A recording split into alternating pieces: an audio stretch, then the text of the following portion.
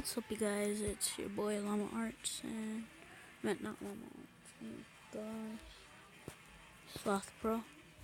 So we're gonna be watching hide and seek. Let's do this.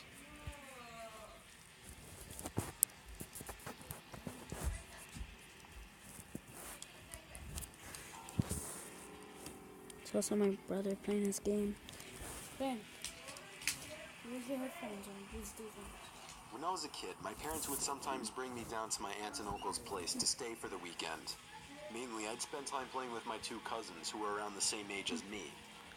They lived on a small farm with plenty of open space, and we could run around doing pretty much whatever we wanted.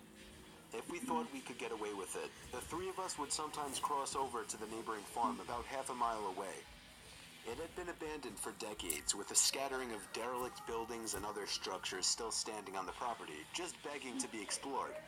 This was of course a gold mine for three adventurous young boys such as ourselves, especially after my cousins told me stories about the deaths that took place in the house.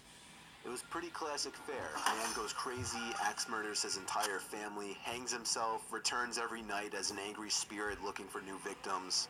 Good, grisly stuff.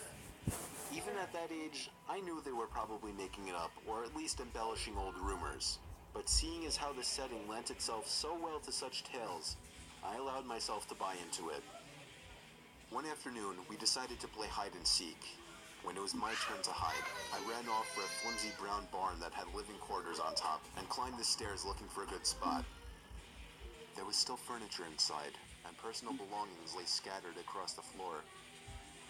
I maneuvered over broken dishes, tattered clothes, and crumbling books, eventually coming to a small room with a closet. Jackpot. There were even long black dresses still hanging on the rod that I could hide behind. I stepped inside and managed to force shut the folding door. My only illumination was a slit of sunlight that shone through the crack in the door from a nearby window. I crouched down with knees tucked into chest and waited. Some time passed, and there was still no sign of my seekers. I waited some more, debating if and when I should give myself up. After nearly an hour, this was starting to get boring. My head drooped. I woke with a jerk. It was pitch black. Drowsy and confused, I forgot for a minute where I was or what I had been doing. As it came back to me, the realization that it was now nighttime and that I had been abandoned here filled me with sinking dread in the pit of my stomach.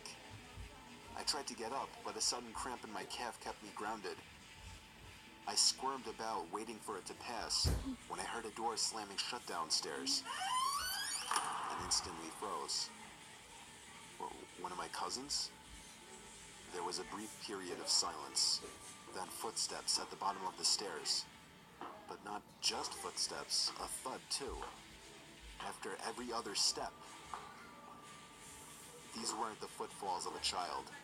They were slow, heavy, deliberate. I held my breath, praying they would go away. They did not. The noises continued to ascend.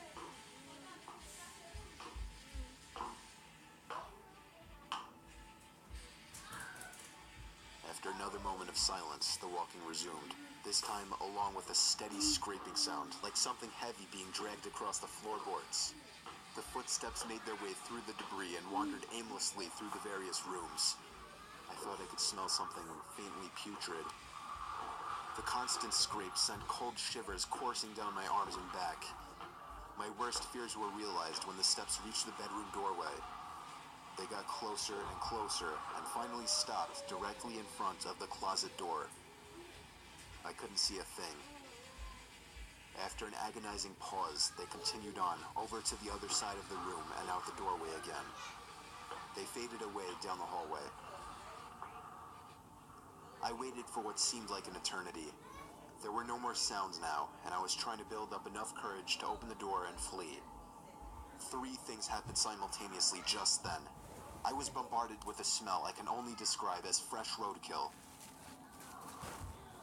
I heard raspy breathing behind me in the dark closet, and I felt hot breath against the nape of my neck. That was enough for me to hurtle myself out from the confines of that nightmare space, relying on memory and scant moonlight to navigate through the darkened house.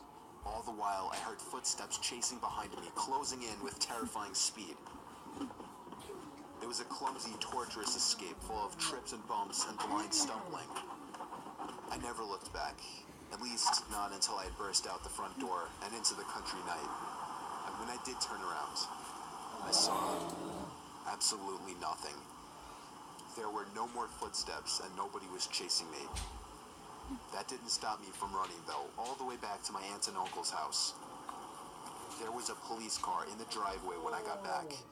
My parents were there too, worried sick. Everybody demanded to know where I had been.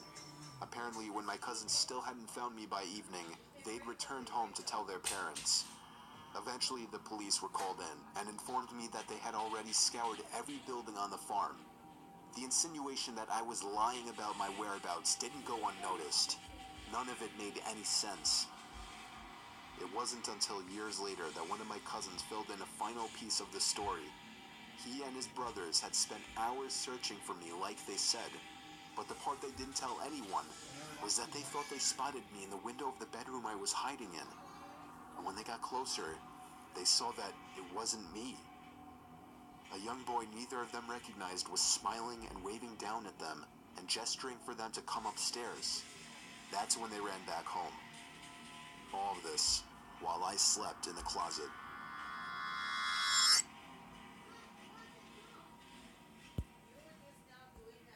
Okay. And tell me whenever you want more. And